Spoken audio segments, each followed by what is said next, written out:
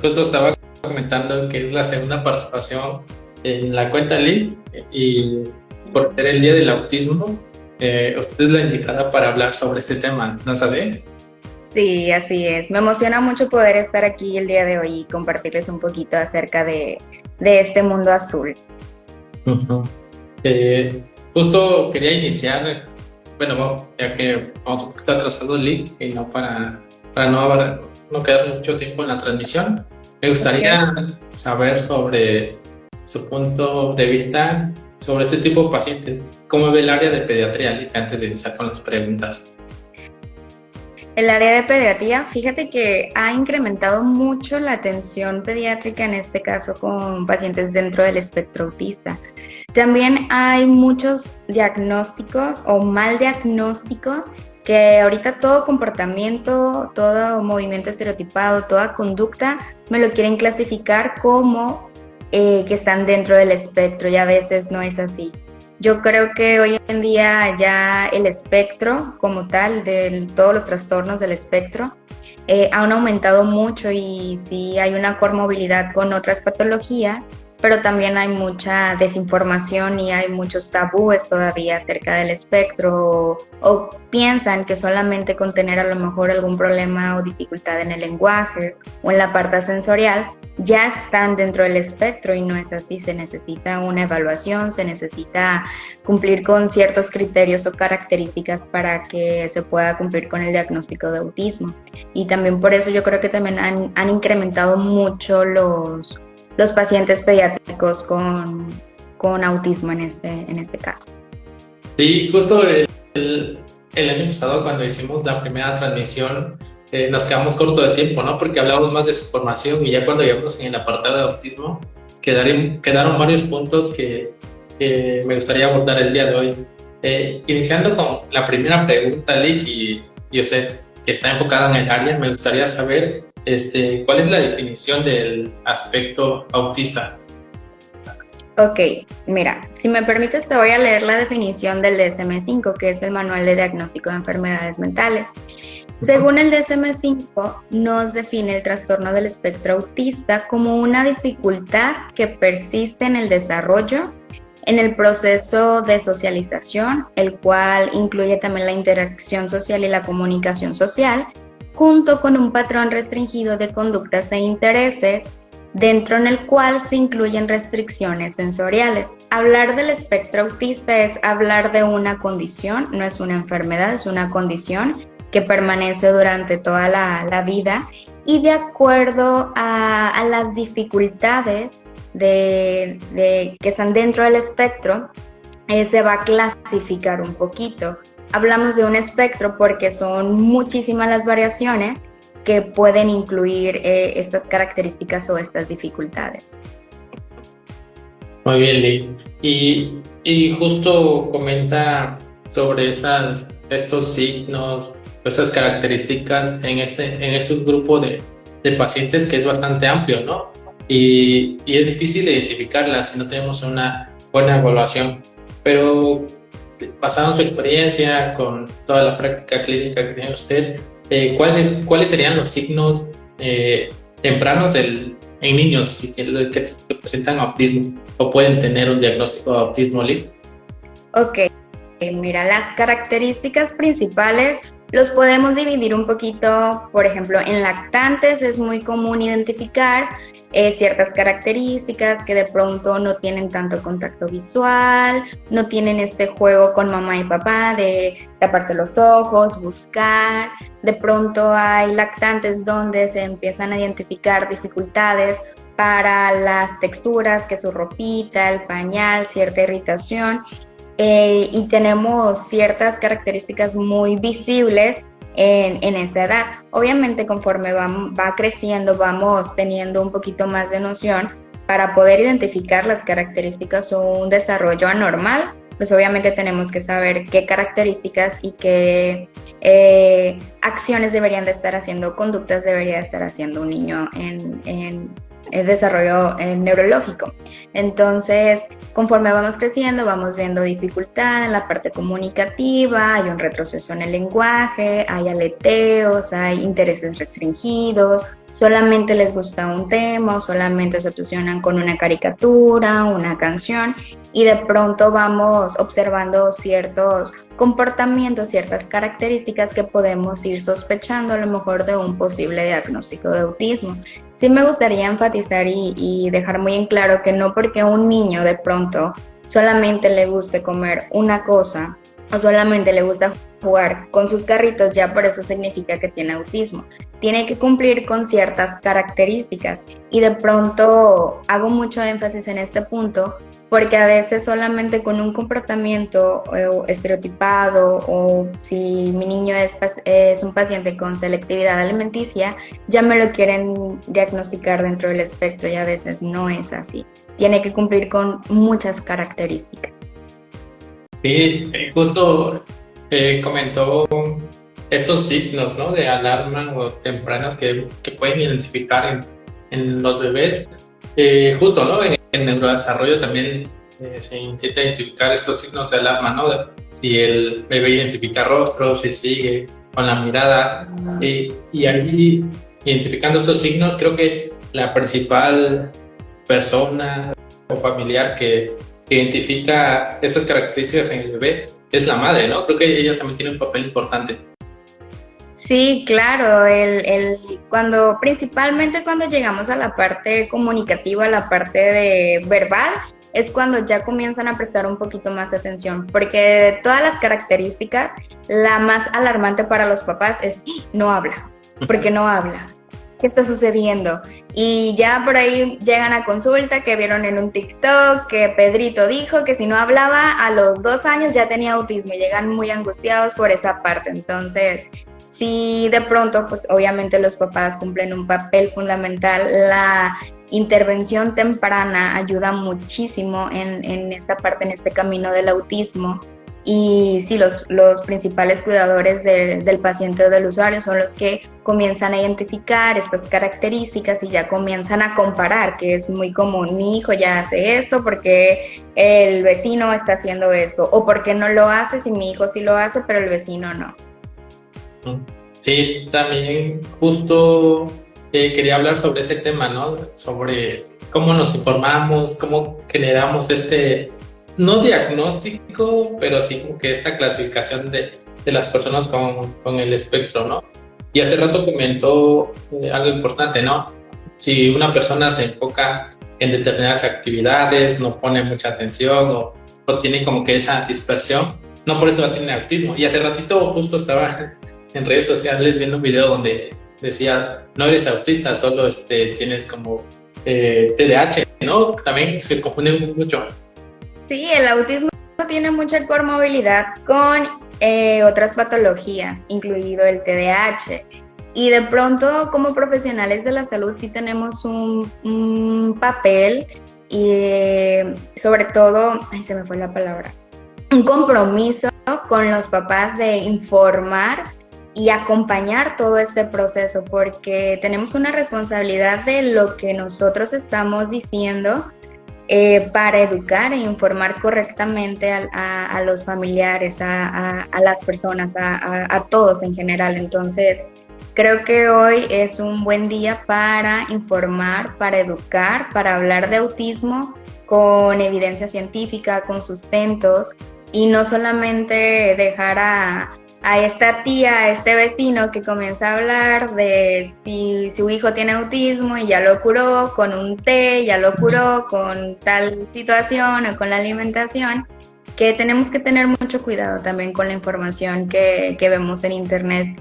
No dudo que hay muchos productos que pueden ayudar a la sintomatología del autismo. La alimentación es uno de ellos, de uno de los casos donde obviamente modificando la alimentación cambian conductas por la parte de la microbiota y muchos aspectos que también se afectan dentro del trastorno, pero muchas personas lo toman como el producto milagroso o como que ya lo curó del autismo, cuando mejora solamente ciertas características del autismo, pero eso no significa que ya se curó del autismo. Entonces creo que es una gran oportunidad el día de hoy para informar a todos aquellos interesados en saber un poquito más acerca del espectro. Sí, sin duda, ¿no? La responsabilidad como profesional de la salud de dar una buena información a los padres. Y más en el área pediátrica, que siempre comentó que es el área más difícil y que y es el área con más responsabilidad para un fisioterapeuta porque pues influye mucho en el futuro del bebé. Y ahora comentando sobre los signos tempranos, tal vez una mamá, un familiar, un cuidador identifica estos signos, ¿quién sería el adecuado para dar un diagnóstico o a quién se tienen que referir para evaluar todos estos signos de alarma, Liz? Ok. La persona indicada para brindar un diagnóstico de autismo es un psicólogo que se ha formado en esa parte, en evaluación. No cualquier psicólogo puede brindar un diagnóstico. De pronto hay algunos neuropediatras que también se han preparado y se han capacitado para la evaluación y poder brindar un diagnóstico certero. Entonces, los profesionales que pueden brindar un diagnóstico de autismo, que es un protocolo, son varias sesiones, es un protocolo muy importante, no es de solamente 5 minutos, ya lo ve y ya, tiene autismo. Y si a ustedes les han brindado algún diagnóstico así, corran y busquen otra opción porque probablemente no sea lo más eficaz que van a poder recibir. Sí se necesita profesionales que estén capacitados en el área y las únicas personas que pueden diagnosticar a los usuarios con autismo son o psicólogos o neuropediatras que están capacitados y formados para brindar un diagnóstico. Sí, justo creo que un neuropediatra está más enfocado en esta fase del neurodesarrollo en los primeros años, ¿no?, del bebé. Sí. Y ya el psicólogo entra más en una etapa más adulta, ¿no?, adolescentes, niños. Inclusive desde niño, yo trabajo con un equipo multidisciplinario donde está el psicólogo, donde tengo los terapeutas de lenguaje, donde tengo los terapeutas que me apoyan en la parte de alimentación, tengo un equipo también de monitoras que me ayudan en la parte escolar y el psicólogo me ayuda muchísimo en la parte conductual, en la parte de reglas, en la parte de límites, en el acompañamiento con los padres también, porque al brindar un diagnóstico, hay que recordar que también hay un acompañamiento para los papás. Es ok, tenemos el diagnóstico, pero ahora ¿qué hago? ¿Qué sigue? Y acompañar a los padres, todas esas herramientas de trabajar con autismo es trabajar con un equipo multidisciplinario y sin duda tengo la fortuna de poder trabajar con muchos colegas que igual como yo les apasiona hablar de autismo y nos encanta nuestro trabajo. Sí, justo hablando de ese grupo de pacientes, podemos clasificarlo, ¿no?, desde bebés, niños, adolescentes también que tienen autismo. Y hace rato en la definición comentó de que pues hay diferentes niveles, ¿no?, en el espectro autista. ¿Nos podría dar como que un breve resumen de cuáles son los diferentes niveles, Lee? Ok, mira. Anteriormente se clasificaba o lo separaban como trastorno del espectro autista, trastorno de Asperger y había como una confusión entre ambos trastornos. Hoy solamente se clasifica en trastorno del espectro autista, pero digamos que hay 3 niveles, por así decirlo, de acuerdo a la necesidad o el grado de apoyo. Al ser un espectro puede variar esta necesidad de apoyo, este requerimiento de apoyo, y puede ser que un paciente que está dentro del espectro puede necesitar apoyo muy sustancial o muy severo en este caso en la parte comunicativa, pero en las otras áreas puede necesitar un ligero apoyo. Entonces, la clasificación requiere o va de acuerdo a qué tanto apoyo necesita en esa área muy puntual. Entonces, a maneras un poquito más sencillas, a manera más práctica, pudiéramos decir que es 1, 2 y 3, donde el primero es el más leve, el 2 un poquito moderado y el 3 donde necesita un poco más de apoyo. Pero la clasificación va de acuerdo a qué tanto necesita el usuario con TEA ayuda o apoyo. Está súper bien, ¿no? Creo que queda más claro esta nueva clasificación del espectro, ¿no? Porque pues ya estás identificando las necesidades que tiene el paciente. Y también algo importante, ¿no? Fisioterapia es la individualización del tratamiento y también ahí ya vas viendo cómo abordar, ¿no?, de manera efectiva. Así Así es. Sí, es importante, sobre todo, brindar un tratamiento individualizado de acuerdo a las necesidades del paciente y no generalizar, no englobar, no etiquetar al paciente solamente por ya tener el diagnóstico de autismo, sino darte la oportunidad de evaluarlo, de conocerlo y sobre todo ver los intereses también, los objetivos terapéuticos, tanto como profesional, pero también la parte de la familia, qué es lo que le interesa, que aprenda, qué habilidades quiere aprender, a lo mejor control de esfínter, a lo mejor habilidades comunicativas o algo que le ayude a llevar un proceso más funcional en el kinder o en la primaria. Entonces, sin duda trabajar a la par con la familia es fundamental. Sí, sin duda, sí. Y justo ahora, antes de entrar en las intervenciones, en el equipo multidisciplinario, Lee, sé que usted ya lleva algunos años enfocándose en esta área de pediatría y en pacientes con autismo, y me gustaría saber cómo ha cambiado la comprensión del espectro autista durante estos últimos años, porque pues hace rato comentó sobre la nueva clasificación, ¿no? Pero hay otros puntos también que ha cambiado. Sí, yo creo que estos últimos años ha sido de mayor difusión, lo cual permite más apertura de poder hablar siquiera de un diagnóstico. Antes era muchísimo más complicado, difícil tan solo decir la palabra autismo, había muchos tabúes, había muchos mitos que hoy en día seguimos trabajando en ellos, pero antes escuchar la palabra autismo era casi sinónimo de algo muy malo y muy catastrófico. Hoy en día yo creo que gracias a las redes sociales, gracias a muchos estudios científicos y a que somos más personas que estamos difundiendo esta parte, ya hay más apertura para dialogar acerca del autismo.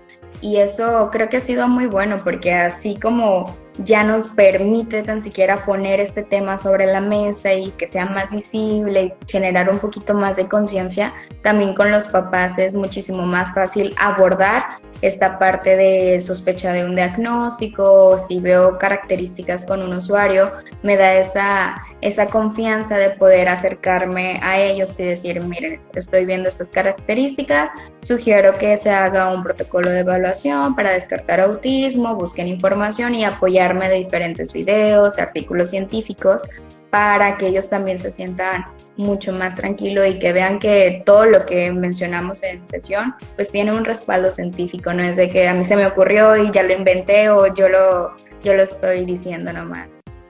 Sí, sin duda una de las ventajas o beneficios que dio la tecnología es brindar información, ¿no?, a los padres, porque tal vez hace unos años no sabían a quién acudir, por ejemplo, para el diagnóstico, para el tratamiento. Eso ayuda bastante. Y hace rato comentó sobre mitos del autismo. ¿Cuáles creen que todavía persisten en la actualidad, sí?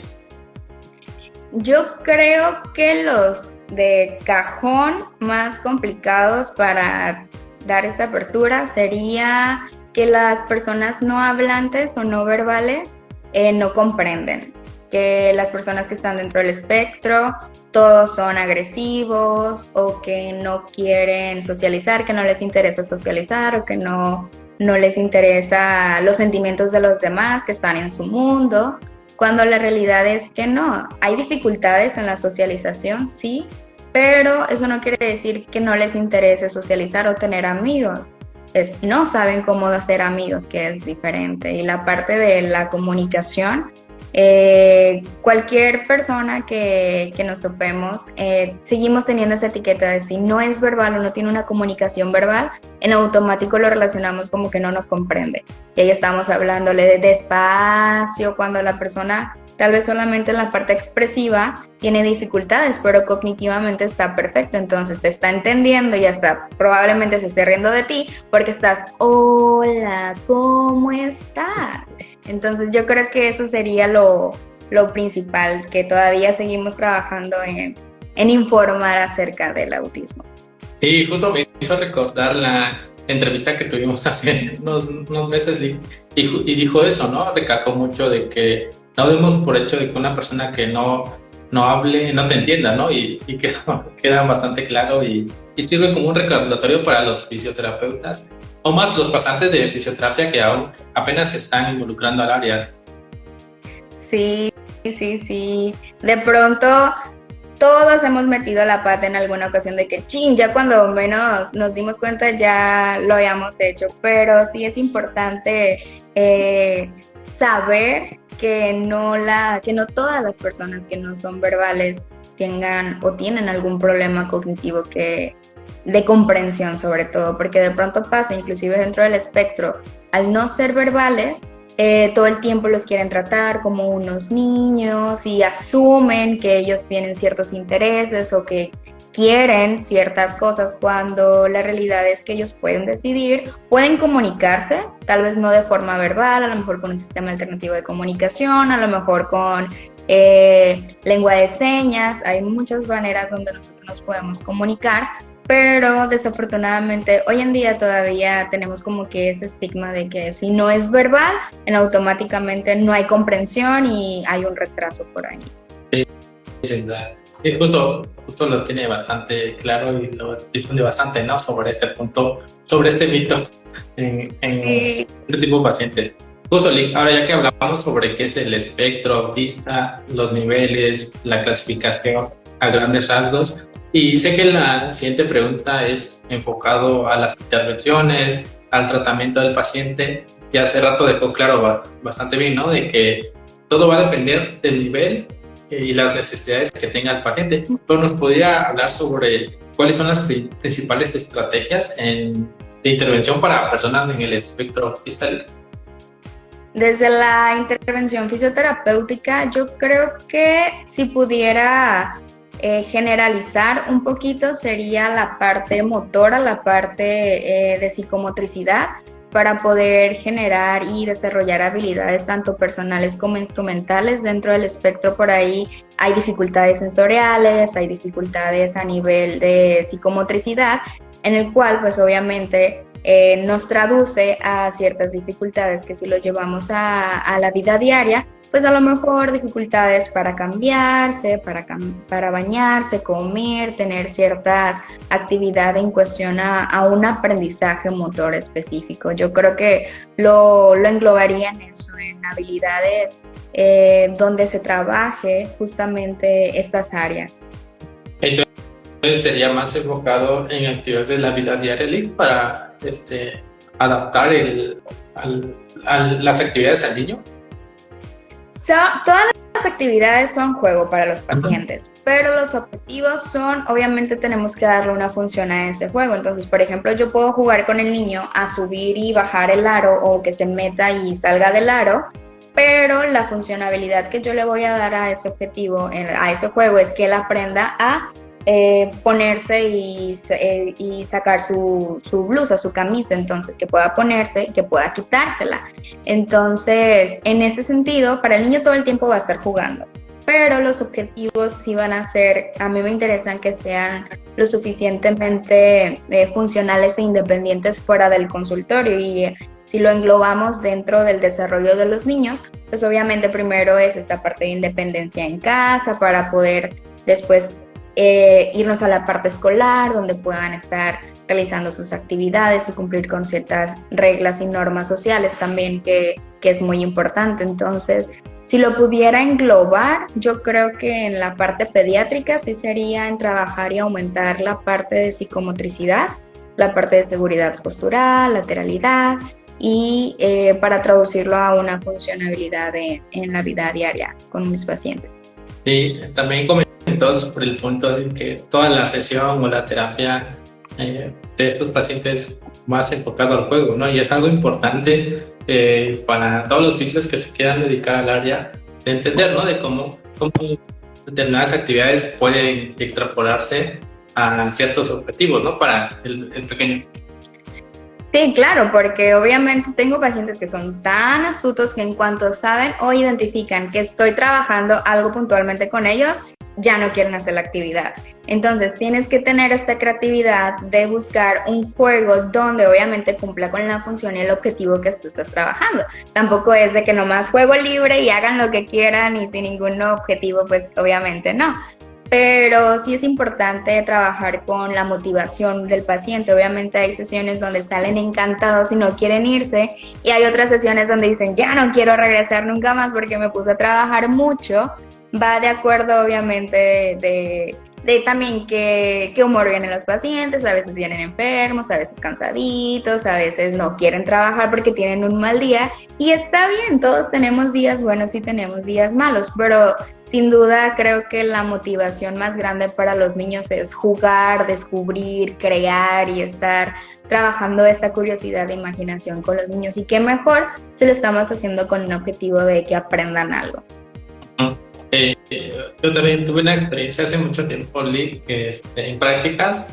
Era una fundación con niños con síndrome de Down, y lo que se enfocaban ahí era en un patio de juegos y hacer estas actividades.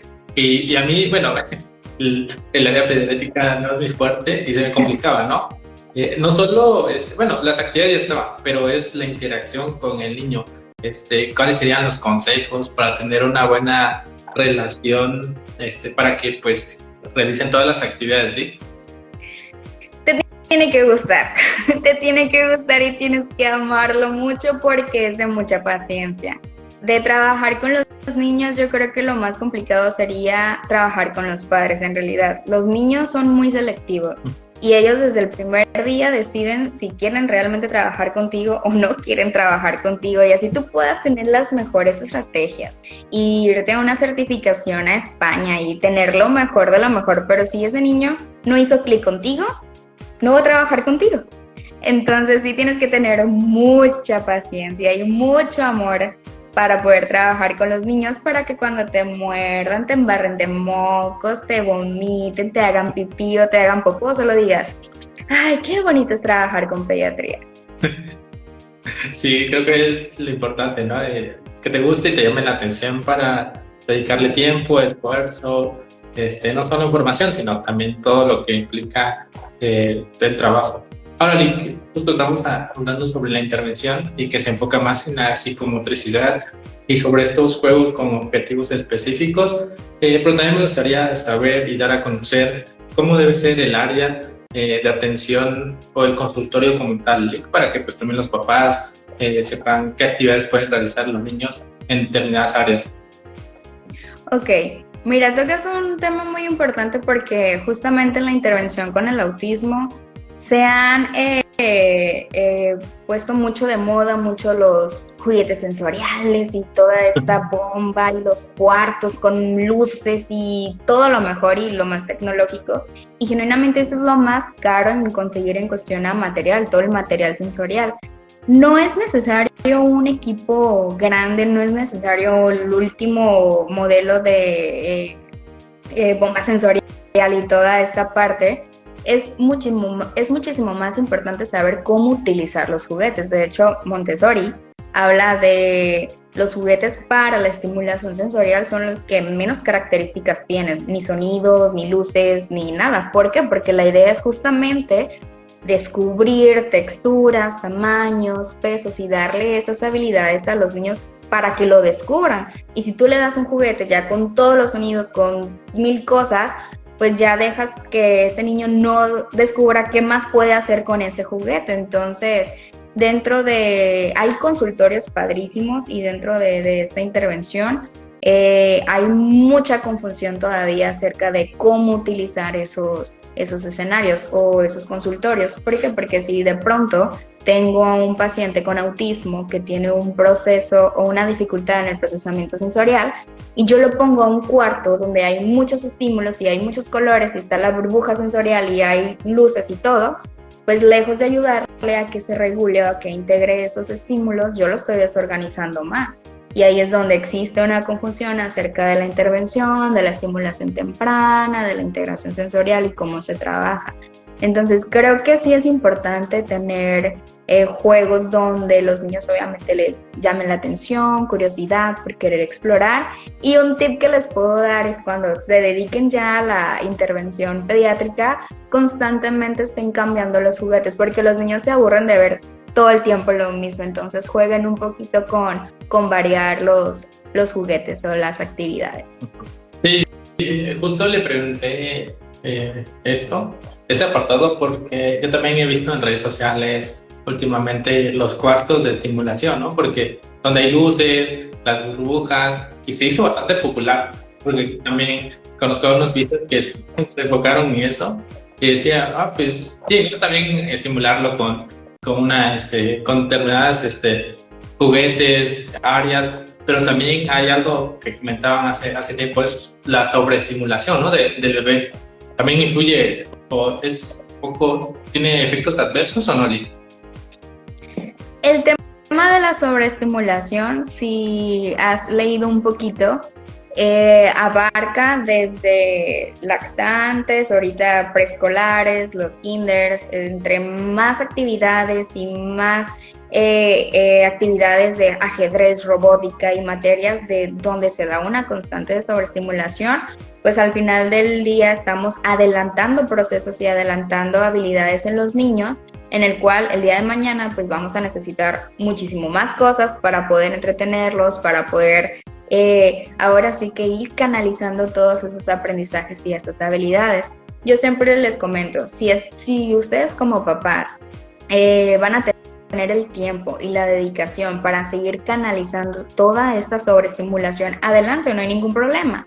Pero ¿qué pasa? De pronto tenemos a estos niños que están en preescolar, que le están enseñando inglés, que le están enseñando francés y que ya los tienen en robótica y que ya los tienen en natación y que constantemente hay una sobreestimulación. Y sí, sabemos que entre mayor estimulación hay mayores conexiones, redes neuronales y todo lo que involucra esta parte de la estimulación, pero sí tenemos que ser muy cuidadosos en para qué se le está estimulando y por qué se le está estimulando. Si yo se lo estoy estimulando porque a lo mejor hay algún antecedente que necesite un poquito más de atención y para que pueda ir de acuerdo a la edad cronológica como los otros niños, perfecto, pero si no hay ningún trastorno y estamos estimulando, pues al final del día no lo estamos dejando ni siquiera ser niños, ni que disfruten, ni que salgan a la calle, aprender actividades y habilidades que aprenden los niños de manera natural, con el juego, con la imaginación, con la travesurita,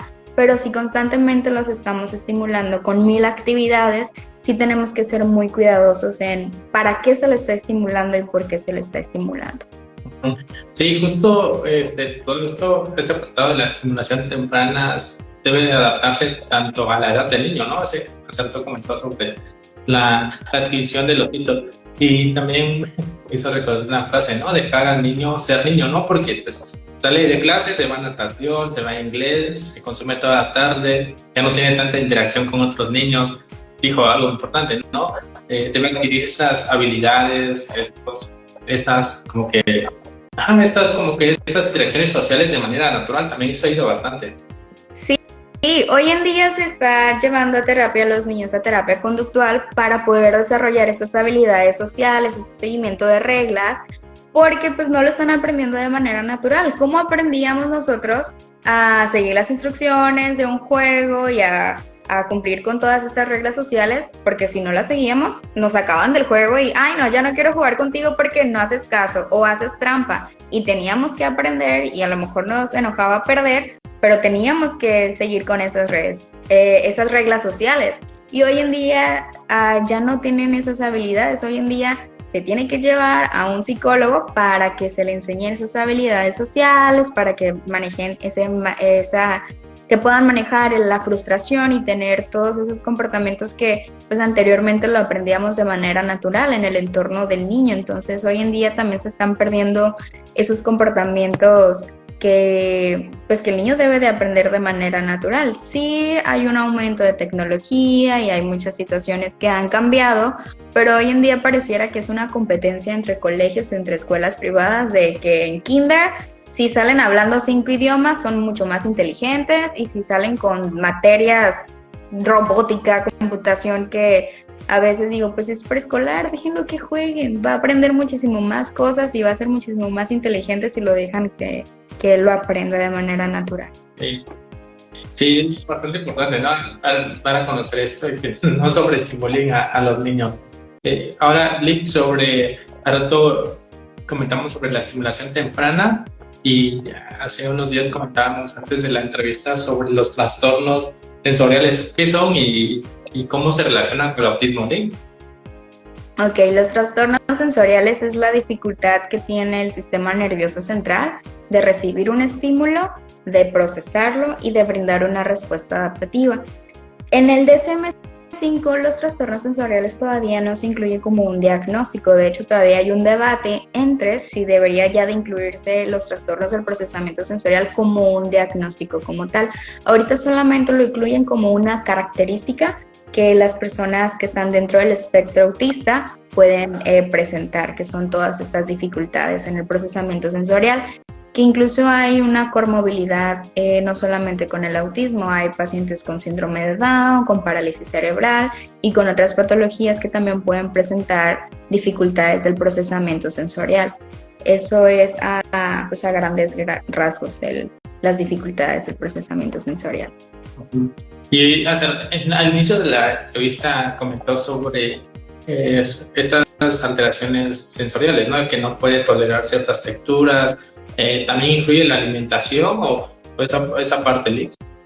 Sí, los trastornos sensoriales se clasifican en trastornos de la modulación, en trastornos motores de base sensorial y trastornos de discriminación sensorial. Muchas veces la selectividad alimenticia puede ser por un problema de discriminación sensorial o de la modulación sensorial. Muchas veces la parte de la discriminación táctil, las texturas principalmente en las manos, en los pies y en la boca, tenemos mayores receptores a la estimulación táctil. Y muchas veces la selectividad alimenticia no es porque a lo mejor no les guste un alimento como tal, es a veces no saben cómo comer ese alimento, o ya lo tocan y no les gusta la consistencia, o ya lo prueban y cambia la textura. Y a mí me gusta poner mucho el ejemplo de una manzana. Cuando nosotros comemos una manzana, ¿qué pasa? Pues la vemos por fuera y está durita. La mordemos y en automático suelta un juguito. Nosotros tenemos la capacidad neuromuscular de poder elevar la lengua, separar el bolo alimenticio, deglutir el juguito de la manzana para poder seguir preparando la manzana para poder deglutirlo, porque si lo deglutimos así, nos ahogamos. Pero ¿qué pasa? Cuando hay una dificultad sensorial en la parte de la alimentación, es una y bomba de información de que okay, mi cerebro lo está viendo por fuera que está sólido, pero ya lo mordí y cambió la textura y salió un liquidito. ¿Y ahora qué hago? Para nosotros es fácil porque no tenemos dificultades del procesamiento sensorial y nuestro cerebro se puede adaptar para responder de manera adaptativa ante esa actividad que estamos haciendo. Pero justamente las dificultades de procesamiento sensorial va desde una parte de alimentación, desde el cambio para la ropa, bañarse, cortarse el cabello, actividades muy básicas e instrumentales de la vida diaria, hasta la parte escolar. Sí, y recuerdo que también hace la entrevista pasada comentó sobre este trastorno sensorial en cuanto a los ruidos, cómo tolera el niño, ¿no? Y hacía esa referencia, ¿no? De que no debemos adaptar al niño 100% al consultorio, ¿no? Porque después de la sesión se va a casa, está el tráfico, todo se influye, ¿no? También hay que verlo desde el punto fuera del consultorio, ¿no? Porque es importante llevar un buen progreso del paciente. Así es, la parte, pues el objetivo de la funcionabilidad de las actividades, porque piensa en una sola actividad que no sea sensorial, no hay ninguna, todo lo es. Todo lo que sientes, todo lo que estás viendo, todo lo que estás tocando, absolutamente toda esa información sensorial. Ahora imagina qué complicado debe ser estar en un lugar donde constantemente no estás identificando de dónde vienen tantos estímulos, qué es lo que está pasando, pero ya te dolió esto, pero ya huele raro, pero ya hay otro sonido, ya se escuchó algo y estás todo el tiempo en estado de alerta. Qué cansancio y qué difícil es estar todo el tiempo en estado de alerta y decir qué está pasando. Y ahora nos podría comentar cuáles son las estrategias para el manejo de los trastornos sensoriales. Y me gustó el ejemplo que hizo, ¿no? Con la manzana. Cómo un fisioterapeuta puede ayudar a que un niño module mejor estos estímulos, ¿eh? Es importante tener un diagnóstico y un perfil sensorial. para a partir de ahí empezar a identificar en qué áreas puede tener nuestro paciente a lo mejor un umbral neurológico muy alto o muy bajo. Umbral neurológico hace referencia a qué tantos estímulos necesita ese conjunto de neuronas para poder responder. Entonces de ahí viene la clasificación, que son muy hipersensibles o muy hiposensibles, que de pronto necesitan un estímulo muy fuerte para responder, o hay pacientes que con el más mínimo estímulo responden. Entonces sí es importante tener un perfil sensorial para a partir de ahí comenzar a desarrollar las estrategias puntualmente en las áreas donde se necesite trabajar, ya sea así en la discriminación, ya sea en la identificación de estos estímulos o en la respuesta de estos estímulos. He tenido pacientes que están tan desorganizados sensorialmente que con el hecho de tocar algo ya se me vomitan, o el hecho de tener alguna actividad, dificultades posturales, por ejemplo, y si los pongo en el columpio, la parte vestibular y propioceptiva, ya se me marean o se me vomitan o entran en crisis. Entonces sí es importante saber de dónde vamos a partir, que sería realizar el perfil sensorial para poder dar el diagnóstico y a partir de ahí empezar a observar en qué áreas muy puntuales vamos a comenzar a trabajar. Hay pacientes que solamente necesitan estimulación en la parte táctil, hay pacientes que tienen dificultades en la modulación, propioceptiva, vestibular, entonces desde ahí podemos ir teniendo como que estas estrategias para saber qué es lo que vamos a trabajar y cómo lo vamos a trabajar. ¿Y cómo se realiza ese perfil sensorial y cuáles son los criterios? ¿Cuál es el personal del área de salud que realiza ese examen? Los perfiles sensoriales, los profesionales de la salud que pueden aplicarlos son los terapeutas ocupacionales, los fisios que estamos capacitados en esa área. Se necesita un documento donde te avale que eres candidato, que te certificaste, vaya, para poder aplicar esos. Son una serie de cuestionarios, el perfil sensorial. En lo personal, el proceso de evaluación, cuando yo hago un perfil sensorial, desde la historia clínica yo voy observando las necesidades sensoriales que tiene mi paciente. Posteriormente se hace la aplicación del perfil sensorial, donde es una prueba estandarizada, donde es un cuestionario, se llenan ciertos numeritos, se hacen unas sumas, unos porcentajes, y de acuerdo a esos datos yo agrego diferentes pruebas que me van a ayudar para completar el proceso de evaluación. En este caso, si mi paciente tiene más dificultades en la parte de psicomotricidad, pues utilizo pruebas para evaluar la motricidad aislada en miembro superior, o utilizo pruebas para ver la parte vestibular o propioceptiva. Entonces, desde la historia clínica hago como que mi combo de evaluaciones y de pruebas para poder llegar al diagnóstico. Porque también pasa que si solamente nos basamos en el cuestionario o realizamos un perfil sensorial de primera consulta o de primera sesión, mucho del comportamiento a veces no es sensorial, es conductual. Un ejemplo, tenía un paciente que llegó a evaluación sensorial porque tenía dificultades en las texturas y no toleraba mangas largas ni pantalones. Su uniforme era shorts, lo de deportes, porque no toleraba nada.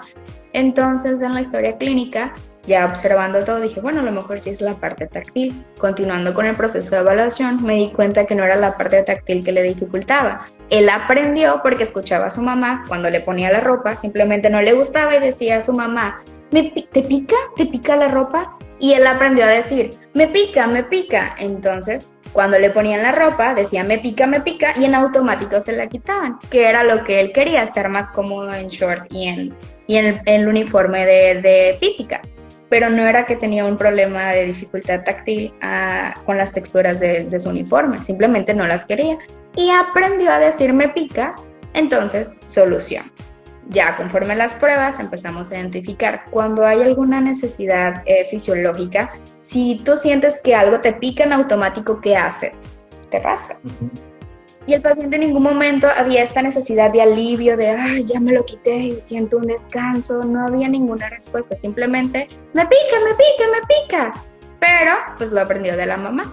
Entonces hay mucho comportamiento, como te mencionaba al inicio de esta entrevista, que me lo clasifican todo como un comportamiento sensorial o como un comportamiento estereotipado, cuando a veces no es así. Y sin duda creo que eso se nota bastante en niños, ¿no? Seguir las conductas de los familiares, de los cuidadores y adquirirlas, ¿no? Y también es bueno, como dijo hace rato, ¿no? Al inicio de la entrevista, hacer un buen diagnóstico, hacer una buena evaluación y dar una buena clasificación, ¿no? Porque pues imagínense que si le hubieran tratado como autista, pues el niño también se vería afectado, ¿no? Sí, sí, y son bien listos, los niños son bien listos y bien vivos, y les digo mucho a los papás, juego mucho en esta parte de que no caigan en esos ojos bonitos que le hacen de borreguito para conseguir lo que quieren, porque son muy astutos y saben cómo salirse con la suya. Y sí es muy importante brindarse el tiempo de poder evaluar a los pacientes, porque si yo me hubiera quedado solamente con la impresión de la primera consulta, con la historia clínica que me decía la mamá de que tenía dificultades en la parte táctil con la ropa, muy probablemente dije, ok, pero tiene toda la sintomatología para un trastorno del procesamiento sensorial a nivel de discriminación táctil. Sin embargo, ya conforme seguí evaluando y seguí viendo al paciente, pues me di cuenta que no era eso en realidad. Entonces, imagínate cuántos diagnósticos así no hay, de que solamente ven 5 minutos al paciente y ya me los diagnostican y el paciente no era para ese diagnóstico. Y la importancia de un buen diagnóstico pues es justamente para una buena intervención, porque va de acuerdo a las necesidades del paciente.